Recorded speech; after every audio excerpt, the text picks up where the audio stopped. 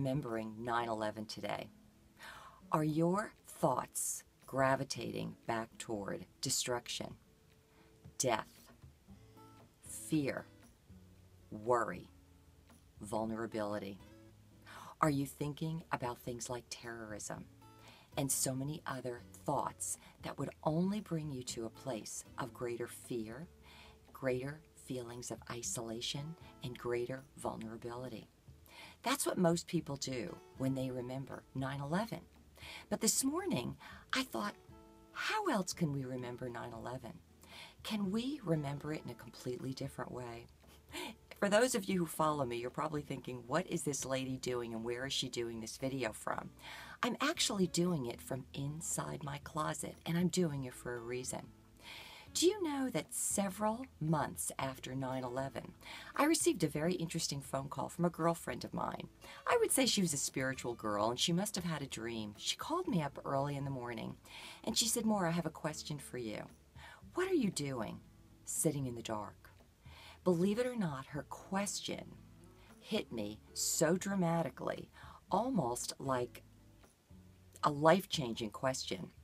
And all I could imagine was myself sitting in a closet, sitting in the dark, and not participating in life. What she was really doing is calling me out. She was telling me that I was living a life that really wasn't my own, that really wasn't genuine, and that really wasn't authentic. It was so startling to me, but she got me on a new path. Now, what does that mean for you? Are you today thinking about 9/11? Are you thinking about all the reasons to be fearful?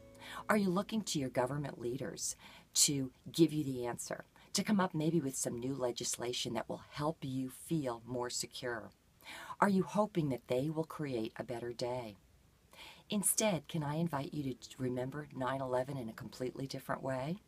Can you take today as the first day of your life to remember 9/11 as a day to remember yourself? To remember it's an opportunity for you to take back your own sense of agency, to stop abdicating your life and your future to institutions that may not have the answer or the solution for you and a brighter day. It's not easy coming out of a 9/11 scenario. It's not easy coming out of a life when you're always looking to outside leaders to be the light and to be the joy for you.